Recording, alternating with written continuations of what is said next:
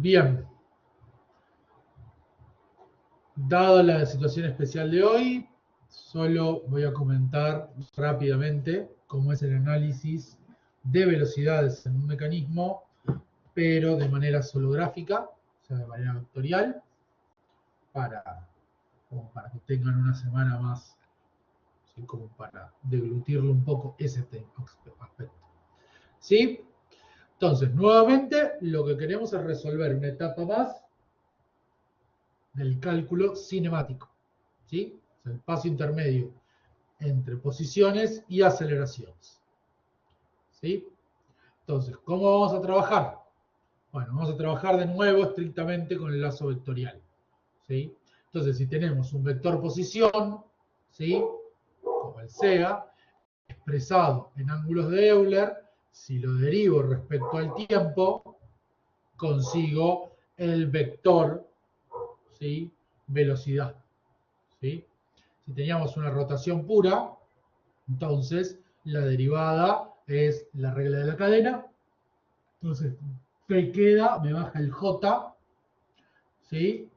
Me baja solo el J. Este J me representa que la velocidad de rotación es perpendicular al vector de posición del punto. Después tenemos la derivada de C, por eso se mantiene J tita, ¿sí? Que esto me está representando que es básicamente me está manteniendo la condición vectorial en la J tita, y después tengo la derivada de tita. La derivada de tita respecto al tiempo es la variación del ángulo, o sea, la velocidad angular. Se me termina quedando P por W por J por E a la J tita. ¿Sí? Que si lo descompongo en senos y cosenos, me termina dando el famoso, bueno, me queda J, acuérdense, J por J al cuadrado es menos 1, entonces se me invierten los signos, acá al invertirme los signos es que tengo que la velocidad, o sea, me confirma que la velocidad está a 90 grados, ¿sí? Y si tengo el caso de rototraslación, ¿sí? Básicamente lo que tengo es que componer las velocidades, o sea, sumarlas, ¿sí? Es el mismo caso que era un punto, ¿se acuerdan? Un punto fuera del acoplador, por ejemplo, en el caso de, no sé, de que la bancada se mueva, o sea, deja de ser inercial, le tengo que sumar la velocidad del punto de referencia respecto al cual tengo la rotación, básicamente. Entonces, fíjense que la nomenclatura con la que trabajamos es la velocidad del punto P de un eslabón, es la suma de la velocidad del eslabón de la junta de referencia más la velocidad del punto de interés respecto a la junta de referencia, o sea, BPA. O sea, es velocidad de P respecto de A.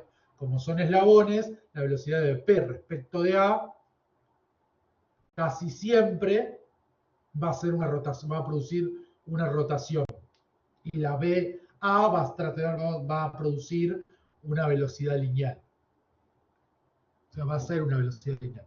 Entonces me da la velocidad total. ¿Sí? Estos triángulos de velocidades los vamos a usar para resolver. Por ejemplo.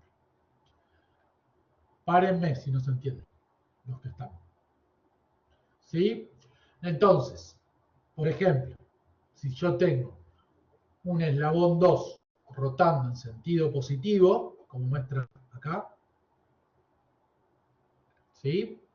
Primero tengo que calcular el módulo de la velocidad, ¿sí? Fíjense, el módulo de velocidad es BA, ¿sí? Y después, en este gráfico, que no se entienda bien, ¿sí? Después, fíjense, tenemos, este es el detalle en realidad de este mecanismo. ¿Ok? Entonces yo tengo la velocidad de A es omega 2 por L2. Este vector. ¿Sí? Entonces, si yo quiero la velocidad de B yendo desde O2, la velocidad de B, ¿qué va a ser? La velocidad de B respecto de A, que ¿quién va a ser la velocidad de B respecto de A? Va a ser, que acá no está escrito, vamos a escribirlo, a ver si esto arranca, está, la velocidad de B respecto de A, o sea, B respecto de A solo puede rotar, entonces, ¿qué va a ser el módulo? no le pongo la flechita. El módulo va a ser omega 3 por L3, o sea, por la distancia entre estos dos. Y que después yo que sabía, y BA ya la sabía. BA la calculé acá. BA es igual a omega 2 por L2. Con lo cual, cuando armo el triángulo de velocidades, fíjense, esta la conozco, le tengo que sumar la velocidad de A, o sumo la velocidad de A más la velocidad de B respecto de A, me da la velocidad de B. O sea, acá vectorialmente lo que dije es velocidad de B es la velocidad de A más la velocidad de B respecto de A. ¿Sí? Pero a su vez, si yo lo veo desde la junta 4, ¿sí? La velocidad de B, ¿quién es en realidad? Y la velocidad de B es omega 4 por L4. ¿Sí? O sea que a su vez el módulo de la velocidad de B es omega 4 por L4. Entonces, de esta manera, fíjense, acá decía, las incógnitas que son la velocidad de B inicialmente. Ok, la velocidad de B la calculé con este triángulo de velocidades. ¿Sí? Después hay un punto C que ahora vemos qué pasa. Y decía que no tampoco sé omega 3 ni omega 4. Bueno, ok. Omega 3, ¿de dónde la saqué? De esta relación. Yo sé que como B solo puede rotar respecto de A, tiene que haber respecto de A un vector de velocidad angular que multiplicado por el largo 3 en módulo me dé la velocidad de B respecto de A. Y lo mismo voy a tener con la velocidad B respecto de O4. ¿Sí? Fíjense acá no le pongo respecto de O4 porque estas las considero que están referidas siempre al sistema inercial, el sistema de coordenadas, a este XY global, mayúscula. Entonces tengo omega 4 por L4. Entonces de acá despejo omega 4. Acá está realizado exactamente lo mismo, ¿no? Esto es L4 y esto es L3. ¿Sí? Y si tengo un punto arbitrario que quiere del acoplador que quiero determinar la velocidad, procedo exactamente de la misma manera. Voy a proceder con esta fórmula, lo que está hecho acá. La velocidad del C va a ser la velocidad de A más la velocidad de C respecto de A. ¿Y quién es la velocidad de C respecto de A? Y es omega 3 por la distancia AC. ¿Sí? Que es lo que está resuelto también acá. Y acá está ampliado. ¿Sí? Esto es con lo que vamos a trabajar. Entiendo que es sencillo y por eso está claro. Si quieren a la misma hora me pueden escribir. Tengo el chat ahí, tengo otra cosa. Bien. Vamos a ver qué pasa. Esto eran todo un mecanismo de 4 barras, todas juntas rotoides. Vamos a ver qué pasa con el manivela corredera. ¿Ok?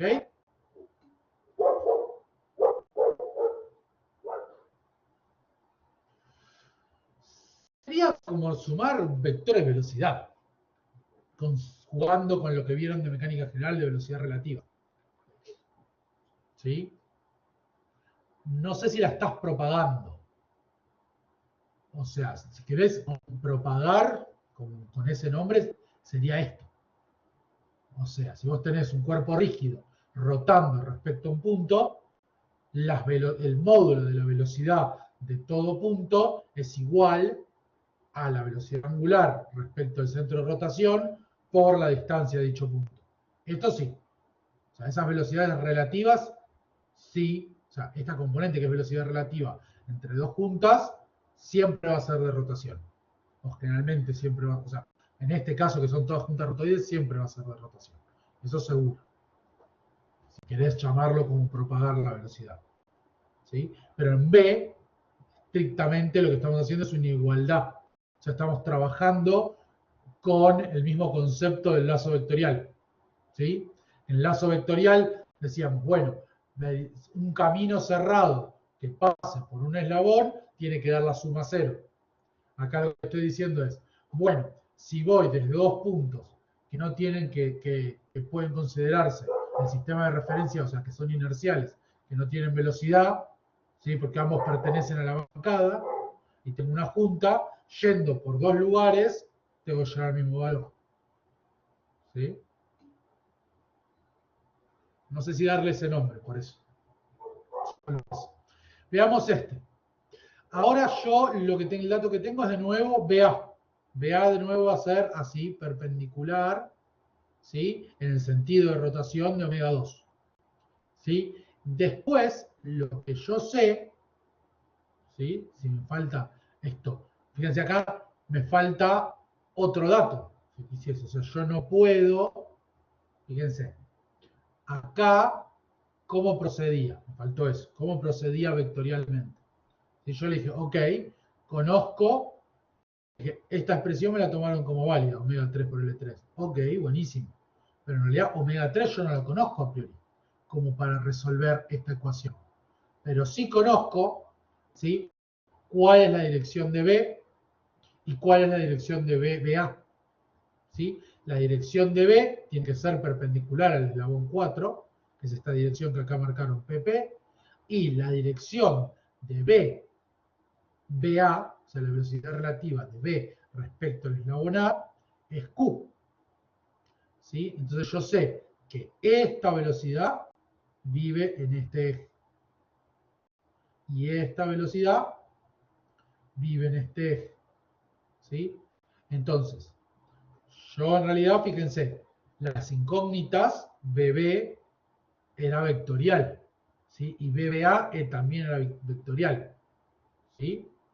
Entonces, estrictamente yo necesito conocer tanto módulo como dirección y sentido. El sentido, bueno, me va a dar, ¿no? Yo necesito conocer estrictamente dirección y sentido, y módulo. Entonces, si tengo dos incógnitas vectoriales, tengo 4 incógnitas aritméticas, algebraicas, ¿sí? Estrictamente. El plano, o sea, al ser un lazo, una ecuación vectorial, en realidad es como tener dos ecuaciones aritméticas, ¿sí? Para resolver. Entonces me faltan otras dos ecuaciones, o me faltan dos datos. ¿Sí? Esos datos que me faltan, para poder hallar el módulo, que es lo que me va a terminar interesando, ¿no? Porque es para esta ecuación, perdón, y esta ecuación, ¿sí? Y la de omega 4, o sea, esta ecuación, el módulo me interesa, pero como les digo, yo conozco la dirección. Entonces, conocida la dirección, tengo una incógnita, dos incógnitas menos. ¿Sí? Solo desconozco el módulo. Entonces, ahí es que hago la construcción. Este lo grafico a escala, vea, lo grafico a escala porque lo pude calcular, ¿sí? Lo grafico a escala en una dirección, ¿sí? Perpendicular al eslabón 2, y conocido la dirección donde vive BA y la dirección donde vive BB, ¿sí? Básicamente, ahora sí trato de construir esta ecuación vectorial. Entonces yo sé que BA más BBA, o sea, tiene que tener este sentido si quiero sumarlo, llego a este punto. ¿Y a quién tiene que ser?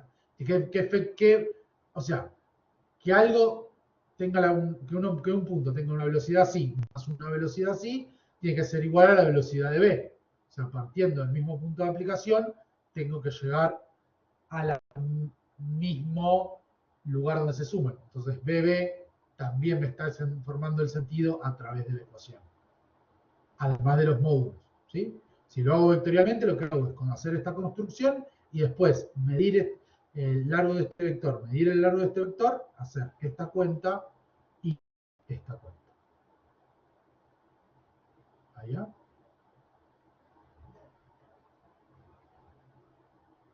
Eso replicado en una junta de deslizamiento, yo sé que la junta de deslizamiento solo puede tener velocidad en una dirección paralela.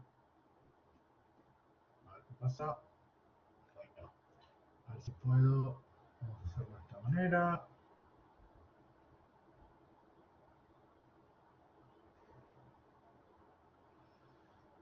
Ahí está.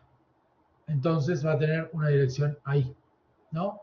Entonces yo sé que el BB puede tener solo en la dirección de la corredera.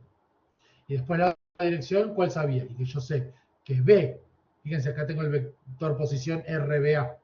Yo sé que BB respecto B, la junta B respecto de A, solo puede tener una velocidad relativa perpendicular al eslabón 3, o sea, esta dirección.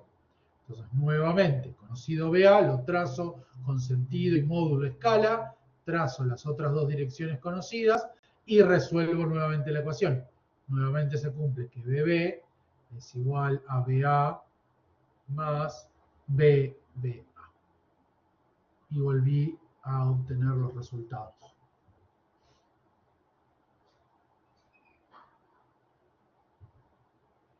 Bien, esta construcción olvídensela por el momento.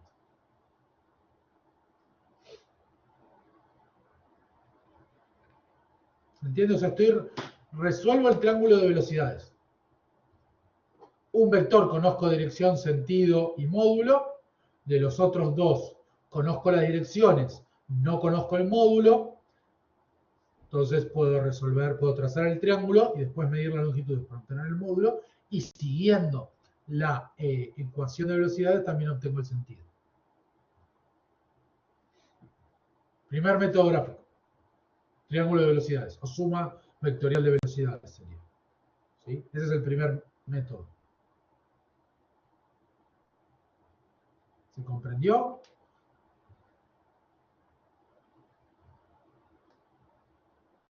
Creo que no tiene mucho. Bien. Ahora vamos a extender algo que vieron en mecánica general. ¿Sí?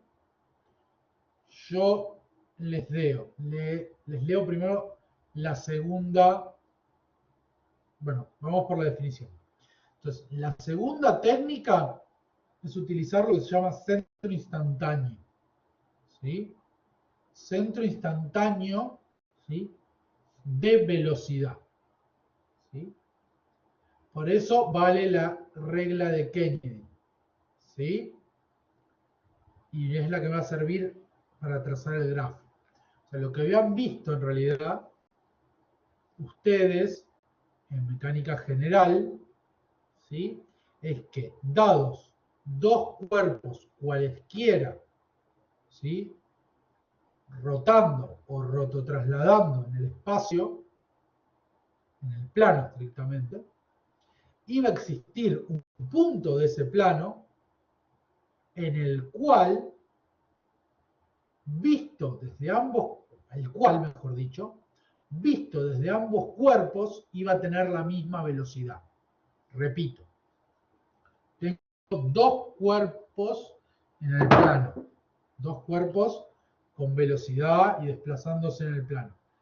En un instante, o sea, en una foto que tiene su velocidad, dentro del plano va a haber contenido, ¿sí?, un punto, ¿sí?, cuya velocidad calculada desde, o sea, considerando el desplazamiento y la rotación de este cuerpo, va a dar el mismo valor que considerando la rotación y la traslación, o sea, la velocidad de rotación y traslación de este cuerpo. ¿Sí? O sea, vistos ese punto, si yo calculo la velocidad de ese punto, ¿sí?, sumando, o sea, haciendo la velocidad relativa, el punto se llama B. Paramos.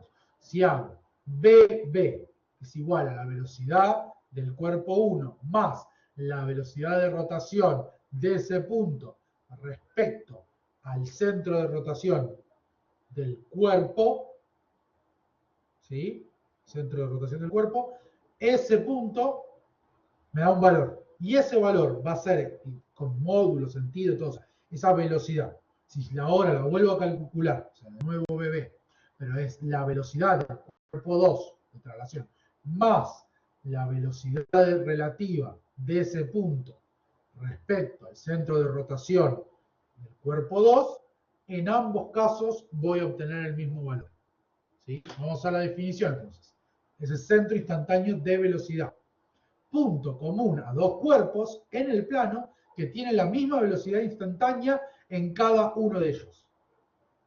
O sea, lo parafraseo, o sea, ese punto, si le calculo la velocidad absoluta de ese punto, ¿sí?, o sea, respecto al sistema de coordenadas, Si la calculo viéndolo del cuerpo 1 o viéndolo del cuerpo 2, obtengo exactamente el mismo vector velocidad.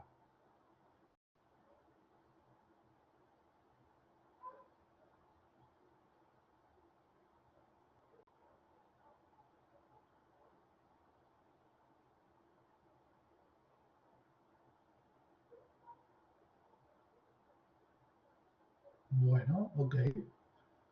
Vamos a pensarlo un poco y ahora vemos el ejemplo. Esa es la definición de centro instantáneo. ¿Sí? Ahora apareció el señor Kennedy y se puso a hacer malabares, básicamente, y se dio cuenta, fíjense, el CI lo definimos en parejas de grupos. Y ahora tengo 3 cuerpos. ¿Sí? Entonces, tengo 3 cuerpos en el plano, roto trasladando, si los voy tomando de a parejas, voy a obtener un CI entre cada pareja. O sea, voy a encontrar un punto en el plano cuya velocidad vista desde cada uno de los cuerpos de manera independiente tiene el mismo valor. Entonces tomo el cuerpo 1 con el 2, el 2 con el 3. ¿Sí? Si estuviera en el pizarrón, diría 10. Tengo así el cuerpo 1, por acá tengo el cuerpo 2 y por acá tengo el cuerpo 3. Tomo el 1 con el 1 con el 3 y tengo mi centro instantáneo de rotación porque sí, ahí. Voy a llamar 1 con 3. ¿Sí? Tomo 1, 2 con 3, ahora porque sí, y lo tengo ahí. Y 2, 3. Y tomo 2 con 3, porque también se me cantó, y tengo mi centro instantáneo. 1 con 2. 1 con 2 y tengo ahí mi centro instantáneo. ¿Qué dice Kennedy? Que estos 3 centros instantáneos, que son los que puedo ir hallando, analizando parejas de cuerpos, los 3 tienen que pertenecer a una misma línea recta. ¿Sí? Es un teorema. ¿Sí? O sea, no está postulado. ¿Sí? Se puede demostrar, o sea, en algún momento lo habrán demostrado. ¿Sí? Entonces, tengo 3 cuerpos, estoy haciendo malabares, ¿sí? Calculo el centro instantáneo entre la pelotita naranja y la verde, me da un punto. Entre la verde y la azul me da otro punto. Y ahora calculo entre la azul y la naranja primera, y ese centro instantáneo adicional me va a pertenecer a una recta que unía los 2 anteriores.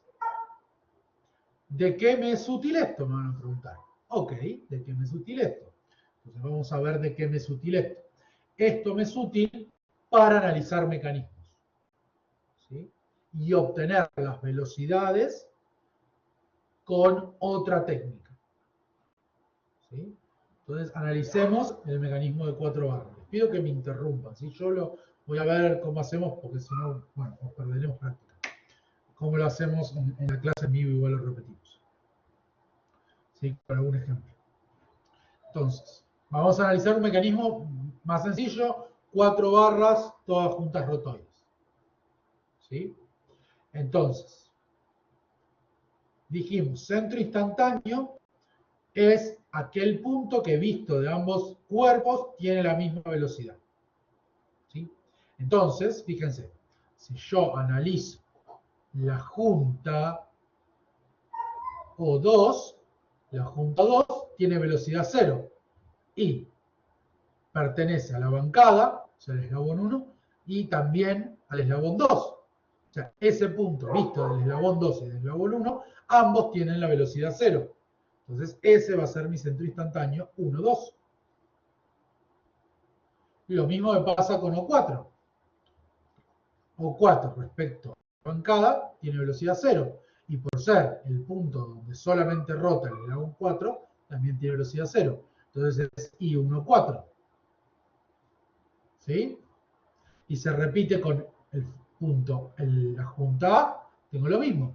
Necesariamente, como es una junta que une el eslabón 2 y el 3, el punto A tiene que tener la misma velocidad, porque si no se me desarma el cuerpo. Y lo mismo con B, ¿sí? Tiene la misma velocidad visto de 3 y de 4. ¿Sí? Con eso, ¿sí? Entendido esto, voy a poder hallar, fíjense, vamos a analizarlo. Yo hallé, tengo ¿cuántos cuerpos tengo? 1, 2, 3, 4. Ok. Entonces, vamos a empezar a agarrarlos de a pares. ¿Sí? Vamos a ver, yo agarro el 1 con el 2 con el 3 con el 4, el 4 con el 1. Estos son todos los que ya conozco. ¿Sí? ¿Y cuál me faltó agarrar, por ejemplo? El 1 con el 2 lo tengo. El 1 con el 4 lo tengo acá. Me falta el 1 con el 3. Vamos con el 2. El 2 con el 1 lo tengo, el 2 con el 3 lo tengo, el 2 con el 4 no lo tengo. Ok, me falta el 2 con el 4. El 3 con el 2 lo tengo, el 3 con el 1 lo tengo acá, el 3 con el 4 lo tengo. Consigo mismo no tiene sentido. Y el 4 lo tengo acá con el 3 y acá con el 2. Listo. Entonces, ¿cuántos centros instantáneos en realidad debería haber? Según cómo aparejen estos 4 cuerpos. Y en realidad son 6. Entonces, ahí viene este grafo. Me hago un dibujito en el cual pongo un puntito, otro puntito, otro puntito, otro puntito. Cada puntito representa un eslabón. 1, 2, 3, 4.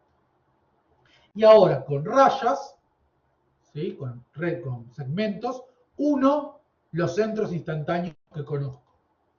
¿Sí? Entonces, conozco el 1, 2, el 2, 3, 3, 4 y 1, 4. Entonces, este lo conozco, este lo conozco, este lo conozco, este lo conozco. ¿Sí? Estos dos son los que no conozco, ¿sí? Que me pueden llegar a ser útiles. Bien, ok. Entonces ahora me valgo de la regla de Kennedy para hallarlos. ¿Sí? Entonces, yo sé que, por ejemplo, el centro instantáneo 1, 3, si va por acá, tiene que... ¿Qué cuerpos estoy aparejando si quiero el 1, 3? Y voy a aparejar, por ejemplo, el 1 con 4, el 4 con el 3 y el 3 con el 1. Entonces, por la regla de Kennedy, yo sé que si conozco el 1, 4 y el 4, 3, el centro instantáneo 1, 3 tiene que estar en una recta que incluya estos dos. Entonces, trazo esa recta, fíjense, 1, 2, 2, perdón, era este, 1, 4, 3, 4, trazo esta recta. Yo sé que sobre esta recta en algún punto, por la regla de Kennedy, tiene que estar el 1, 3. Ok. Pero a su vez puedo ahora agarrar 2, 2, 3 y 1. O sea, agarrar por el otro lado. O sea, si agarro por la otra rama, yo sé entonces. El 1, 3 también va a tener que estar entre el centro instantáneo de 2 con 3 y de 2 con 1. Entonces tiro otra recta. ¿Y qué pasó? Se me resolvió solo dónde está realmente el 1, 3. Porque simultáneamente tiene que cumplir la regla de Kennedy para ambas ternas de cuerpos, o sea, de eslabones. Y ahí lo resolví. Encontré dónde está el centro instantáneo 1, 3. ¿Sí? Entonces, quedémoslo ahí. Antes de pasar a la siguiente filmina, les voy a hacer después una pregunta. ¿Sí? ¿Y qué hago con el repito? ¿Puedo repetir para el 2, 4? Como lo tengo acá. Repito para el 2, 4. El 2, 4 no se va a encontrar. Se tiene que encontrar una recta que una. 1 con 2 y 1 con 4. Ok. Es extender la bancada. Y me tengo que repetir también. Va a estar también una recta. Una. 2 con 3. El centro instantáneo. 2, 3. Y el 3, 4. 2, 3. 3, 4. Tras otra recta. Encontré el centro instantáneo 2, 4. ¿Sí? Y importantísimo valerse del grafo. ¿Sí? En el examen, si no hay grafo y está mal hecho, anulo todo. Porque no, o sea, si voy a dejarlo grabado, si se crean tampillos de poder resolverlo así derecho, bueno, yo me creo tampillo de corregirlo, de no saber cómo corregirlo. ¿Sí? Por mandarse de cabeza y no querer seguir la regla sin haber practicado lo suficiente. ¿Sí? Si está bien, me callo. Pregunta. ¿Sí?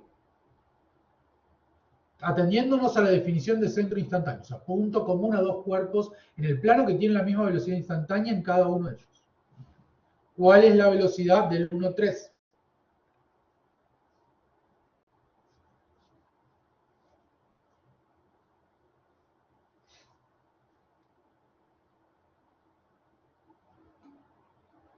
0. Exacto. Porque visto desde la bancada, la única opción es que tenga velocidad 0. Entonces, a esos los vamos... bueno, acá tienen resuelto cómo se van moviendo para diferentes posiciones. Los centros instantáneos. Está transparente la figura, no es muy amigable. Y no están dando bien. De nuevo.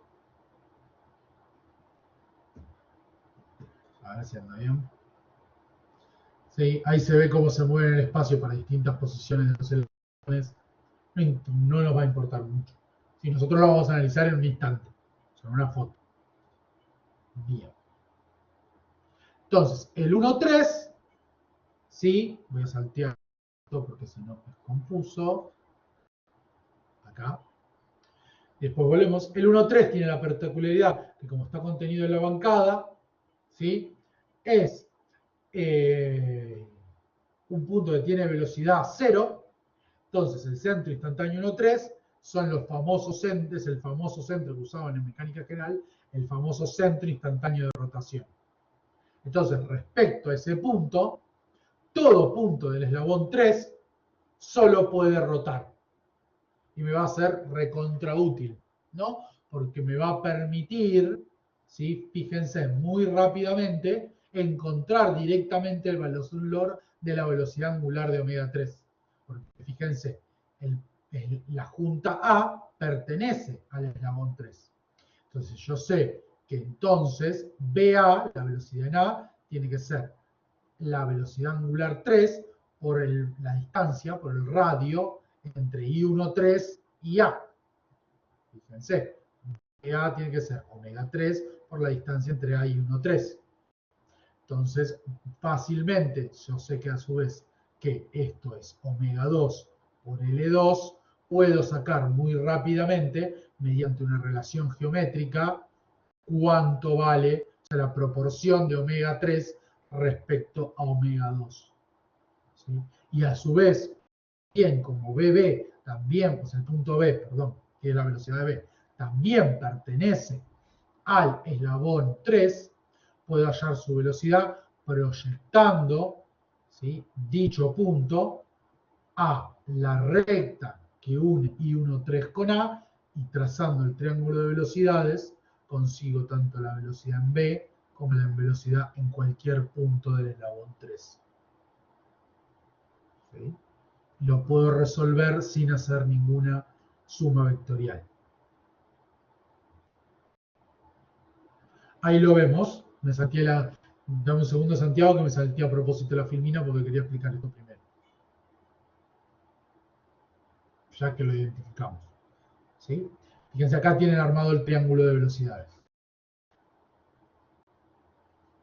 ¿Sí? No es el triángulo vectorial, es un triángulo de velocidades. O sea, si esta es la velocidad, este es el punto más alejado respecto a I13, ¿sí?, va a tener la velocidad máxima. Todo punto más cerca del centro de rotación va a tener una velocidad menor.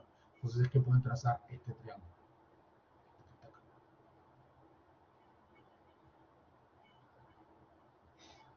¿Sí? Y sale todo gráficamente.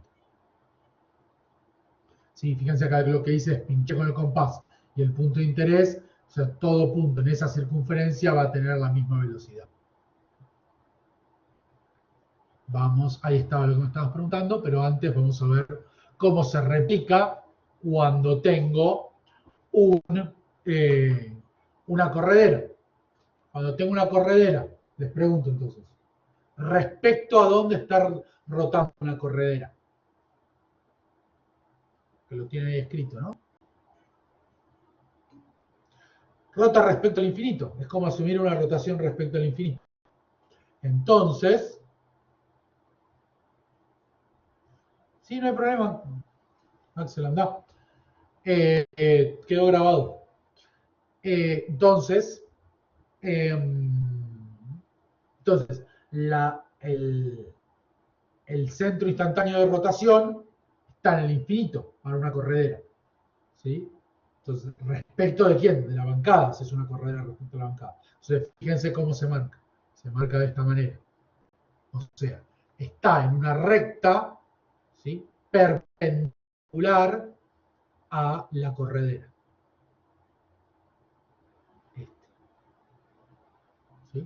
Y acá lo tengo. Y después el grafo vale lo mismo. ¿Sí? Fíjense, el I1,3 va a estar entre el I3,4 y el I1,4 que está en el infinito. Y por el otro lado, I1,2, I2,3, I1,3. Y el I2,4 tenemos lo mismo. ¿Sí? Tenemos I3,4, I3,4, perdón, I3,4, I2,3, I2,4 va a estar en esa recta, y después tengo I1,4, que es en el infinito, y I1,2, que es esta junta o 2, entonces me queda ahí el I2,4.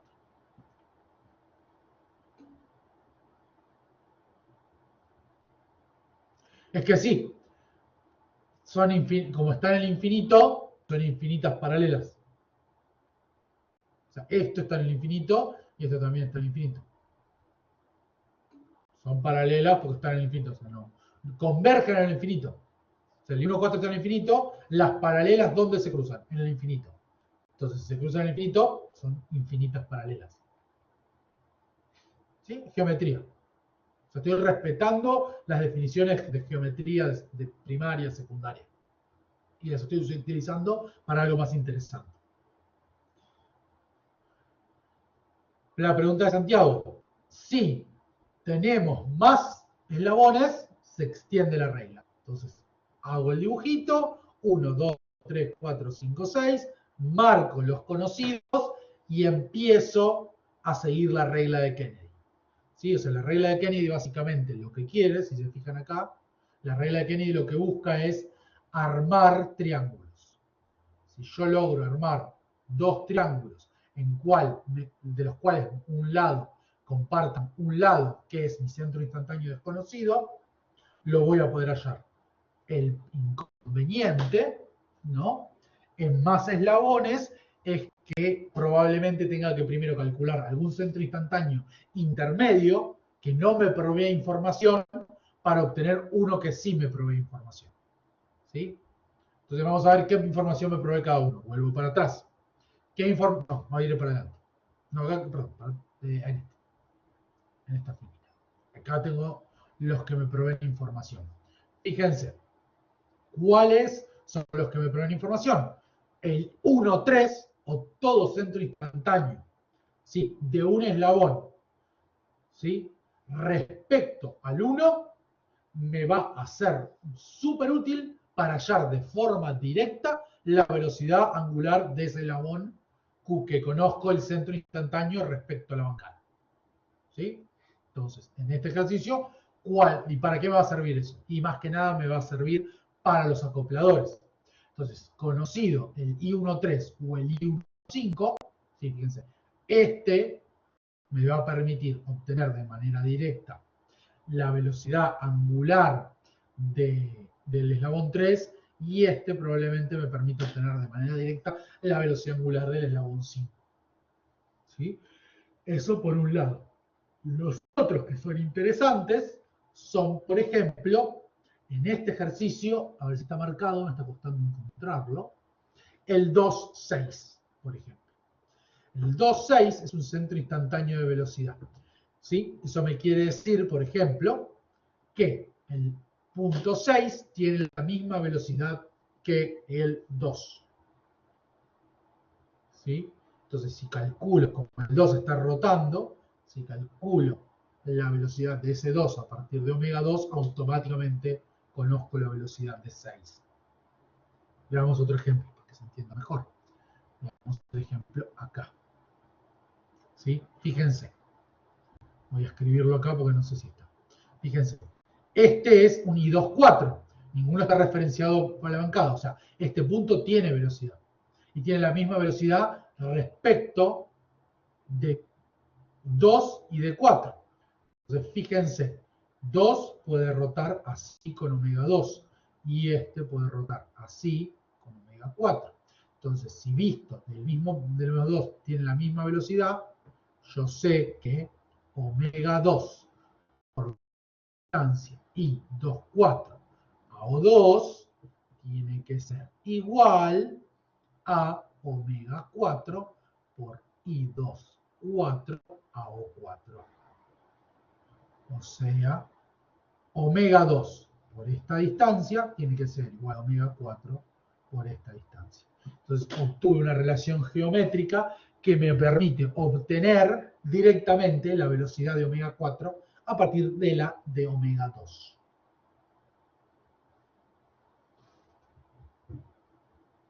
Bien.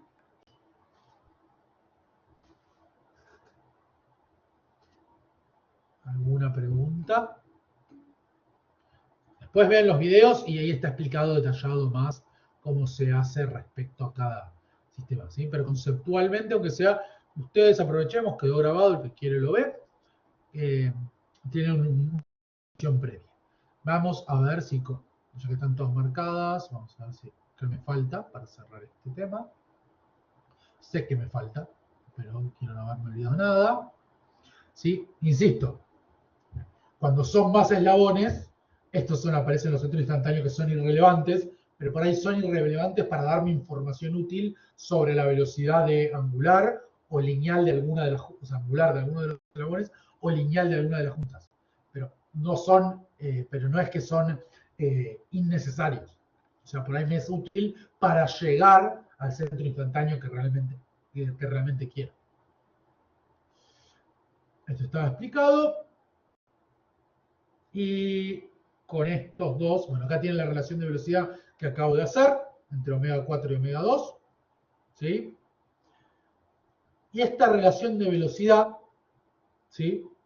Me va a ser muy útil porque esta relación de velocidad es la inversa de un factor, ¿sí? Que nos mide la calidad del mecanismo, que es la relación o ventaja mecánica. ¿Sí? O sea, la relación de fuerzas o ventaja mecánica. ¿Sí? Es la inversa. Bien. O sea, ¿qué nos mide la ventaja mecánica? Fíjense. Acá, entre omega entrada y omega salida, en esta relación, está la inversa de este. Fíjense, la entrada sobre salida. O sea, esto es 1 sobre mb. ¿Sí? ¿Y qué nos mide esta ventaja mecánica? ¿Sí? Algunos ya escucharon esta palabra, los que hicieron el elemento de máquinas ya escucharon ventaja mecánica, ¿sí? En los tornillos de potencia. Acá la ventaja mecánica nos mide cuánto amplifica o disminuye el mecanismo la fuerza de salida respecto a la de entrada. Siempre y cuando, ¿sí? Al igual que con el ángulo de transmisión, ¿sí? El trabajo útil lo esté haciendo el eslabón de salida, o sea, el eslabón 4, no el acoplador. Si lo hace el acoplador, esto no mide nada. ¿Sí? Y mide la relación, la ventaja mecánica, en una situación cuasi estática. O sea, tiene en cuenta solicitaciones estáticas. Y no va a tener en cuenta las fuerzas extra dinámicas necesarias para acelerar angular y linealmente los eslabones. ¿Sí? Pero va a ser una buena cosa, me va a informar, ¿sí? Por ejemplo, como dice acá, el cuánto del torque de salida respecto al torque de entrada me es útil, o cuánto de la fuerza de salida, o sea, cuántas veces se amplifica la fuerza de entrada en la fuerza de salida. Por ejemplo, para romper rocas. ¿Sí? Fíjense que depende del ángulo de transmisión. Además de este ángulo, de este otro índice, que es el ángulo entre, ¿sí?, el eslabón de entrada y el de salida. ¿Sí? Básicamente eso es una manera bonita de hacer la cuenta que hacían cuando tenían un mecanismo y lo resolvían estáticamente en la materia estática. ¿Sí? Me dice cuánto es justamente la ventaja, cuánta fuerza extra estoy haciendo.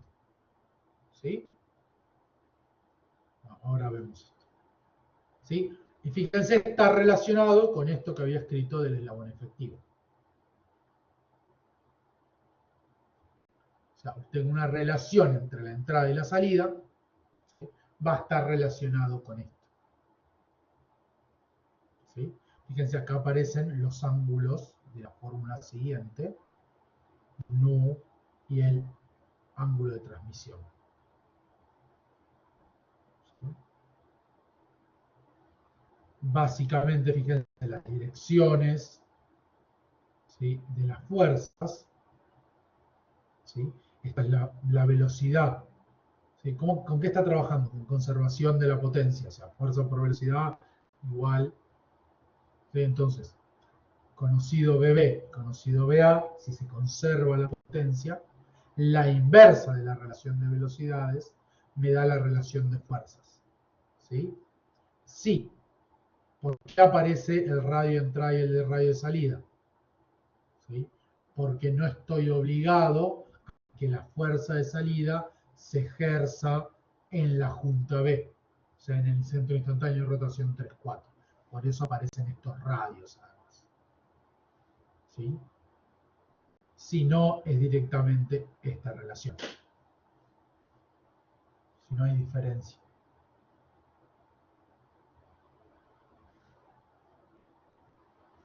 Bien. Es otra manera de medir la calidad del mecanismo, además del ángulo de transmisión. Es mejor que el ángulo de transmisión, porque también tiene en cuenta cuánto se transmite satisfactoriamente la fuerza de entrada al eslabón de salida, al acoplador. ¿Sí? Fíjense que hay una hermosa particularidad, ¿sí?, que la deberíamos haber notado, ¿sí? Cuando cuando nu es 0, el seno, ¿cuánto vale? También 0. Entonces la ventaja mecánica es infinita. ¿Sí? Entonces en los límites, en las posiciones límites de desplazamiento, ¿sí?, que muchas veces se quieren, ¿sí?, hay un par de mecanismos que ustedes eligieron, la fuerza de salida es infinita. O sea, solo depende de la resistencia. Si tu salida útil la hace el acoplador, no podrías deducir la fórmula sino considerando que no hay pérdida. Sí, pero no es esta. Podés calcular una ventaja mecánica, por supuesto, pero no es esta fórmula. O sea, la definición de ventaja mecánica es universal. Fuerza de salida sobre fuerza de entrada. ¿Sí? Para que valga esta, omega entrada sobre omega, o sea, para que valga que sea el torque de salida, el torque de entrada, omega salida, o estas fórmulas, necesariamente tiene que ser entre 2 y 4. Porque si no vas a tener roto transición. ¿Sí? O sea, lo vas a tener que calcular estáticamente. ¿Sí? O sea, calcular las palancas estáticamente. Pero por supuesto, la definición MA, F salida sobre entrada, esta es general. Esta es una definición. ¿Sí? Esto vale solo si 4 es salida. O sea, esta parte. ¿Sí? Porque está asumiendo eso en esta parte de la fórmula. Pero como bien decís, Felipe, si lo deducís, está perfecto. Está perfecto. Totalmente. Pero tenés que no está deducida en la bibliografía. Porque depende de cada caso particular cuál sea el punto del acoplador. Ok, bueno. Voy a terminar acá porque no le veo mucho sentido. ¿Sí? Ustedes, ahora, ¿sí? ¿Para qué sirve? Tan buenos los ejemplos, después lo leen en el libro. Este es un tema que alguna vez me gustaría dar, depende de cómo continúe la materia, lo agregaré, que son los mecanismos elásticos, ¿sí?, o compliant. ¿Sí?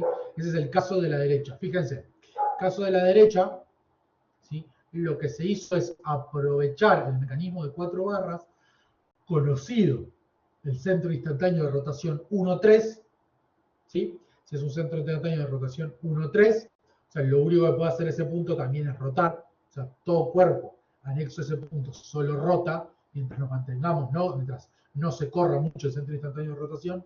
Entonces se puede armar esta construcción, ¿sí?, que la patentó Kay Van Tofik, ¿sí?, hoy estoy investigando un poco más, era para un galvanómetro, o sea, para medir puestas a tierra, ¿sí? necesitaba orientar un espejo, ¿sí? Y la orientación del espejo la ajustaba, o sea, la lograba mediante este mecanismo. ¿Y por qué lo hizo con un mecanismo deformable? Y porque al no haber juntas, no hay rozamiento y además está todo autosoportado el mecanismo. ¿Sí? O sea, fíjense, es toda una sola pieza. El mecanismo está integrado toda una sola pieza plástica. Este es uno de los ejemplos que cuenta el libro.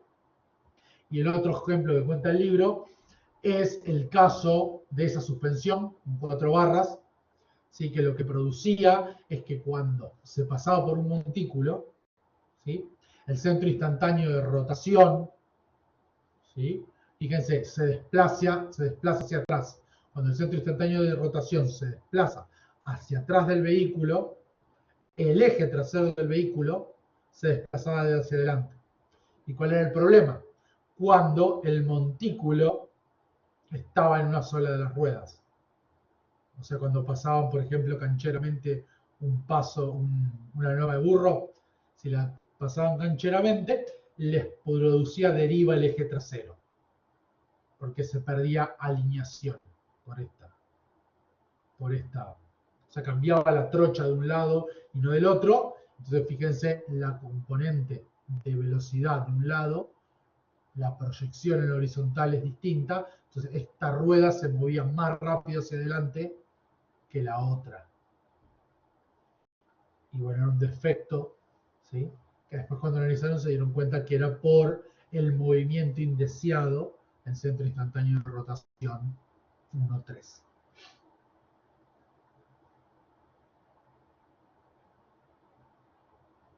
Esta recomiendo leerlo del libro, está interesante. Este está interesante. Está desarrollado en el primer capítulo. ¿Sí? No vamos a trabajar con esto. No falta conocimiento y poder volcarlo amigablemente, ¿no? Pero este es un tema muy, muy, muy bueno. ¿Sí? Lo mismo que si viéramos SnapFit y demás. SnapFit, o sea, los clips y todo eso. Bien, para terminar con lo gráfico y corto. Sí, podemos tener el caso del martillo de Thor. ¿Sí? Donde, perdón, la corredera no desliza respecto a la bancada, sino que desliza respecto a otro eslabón. ¿Sí? Pudiendo ser excéntrico o no. En este caso está excéntrico, además. O sea, para hacerlo bien complejo. Entonces, cuando tenemos esto, ¿sí? Tenemos que analizarlo de la siguiente manera. Vamos a ver cómo lo analizamos. Fíjense, lo más sencillo, o sea, lo más fácil de entender inicialmente es, yo tengo que el punto A, este pasador, ¿sí? Este se puede resolver también con centros instantáneos de rotación. ¿Sí? Acá vamos a hacerlo de la manera de descomposición vectorial. Esta junta A pertenece a 2, pertenece a 3, o sea, al elemento de la corredera, y pertenece a 4. Entonces, hay dos fases. La velocidad de A respecto del eslabón 2, o sea, respecto de 2, es una rotación. Entonces, ¿cuánto va a valer? Y va a valer L2 por 2. Y nos da este vector que está acá. ¿Sí? Hago lo mismo, pero respecto a 4. Respecto a 4 va a ser lo que llamo acá eslabón efectivo, o sea, la distancia entre juntas, que era la pregunta inicial de Grabso, por ejemplo, es la distancia entre A y O4, multiplicado por omega 4. ¿Sí? Entonces nos da este vector. BA respecto de 4. ¿Sí? Y después tenemos una cierta, o sea, después tenemos estos dos vectores, ¿sí? Que fíjense, se terminan, lo que termino haciendo es descomponerlos. ¿Sí? Fíjense. Se descompone O sea, necesariamente en una dirección transversal a la corredera, llamada transmisión, y una dirección colineal con la corredera, que va a ser el deslizamiento. ¿Sí? Entonces, fíjense, si yo descompongo BA2 y BA4, necesariamente lo que me dice es, ok, ¿cómo no puede haber velocidad relativa entre 2 y 3 en la dirección de transmisión, ni entre 3 y 4 en la dirección de transmisión? Tengo que tener una velocidad resultante de transmisión cuyo valor sea igual, visto, descompuesto desde A4 y descompuesto desde BA2. ¿Sí? Porque si tengo una velocidad distinta respecto de esto, respecto de este, que tengo un juego. ¿Sí? Y la corredera justamente lo que no me deja es que en la dirección normal de la corredera haya desplazamientos. Menos va a haber velocidades. ¿Sí? Sin embargo, fíjense que sí voy a tener un desplazamiento de 3 respecto de 4, que va a generar un deslizamiento en la dirección de la corredera, y también voy a tener un deslizamiento de 4, de 3, perdón, respecto de 2, que es esta. ¡Ay, qué mal! Porque tengo el paralaje pésimo. A ver si lo borro, ¿qué pasa? No me deja. Ahí lo borro.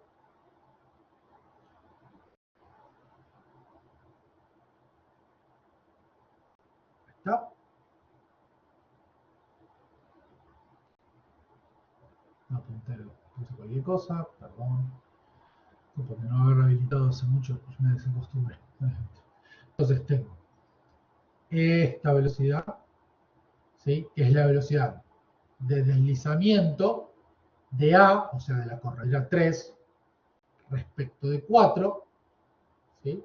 Y voy a tener una velocidad de deslizamiento del punto A, pero respecto del eslabón 2.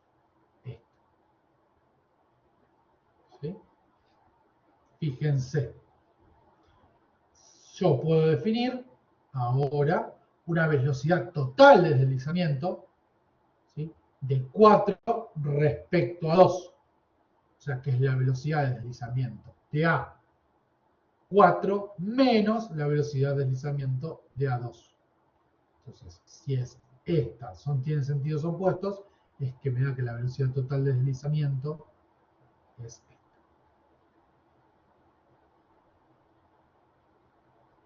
¿Sí? La clave, insisto, de todas maneras, fíjense que la clave es la siguiente. Esta es la clave. Que la velocidad de transmisión, ¿sí? Tiene que ser igual tanto para el eslabón 2 como el eslabón 4. Entonces, como conozco la dirección del eslabón 4, básicamente lo que estoy haciendo es lo siguiente, a ver si me sale. Yo lo que hago es así, planteo BA2, que la calculé, BA2 es AO2 por omega 2, o sea, L2 por omega 2, tiene esta dirección. Después yo sé que voy a tener la dirección de transmisión, o sea, esta, proyecto BA2, consigo la velocidad de transmisión,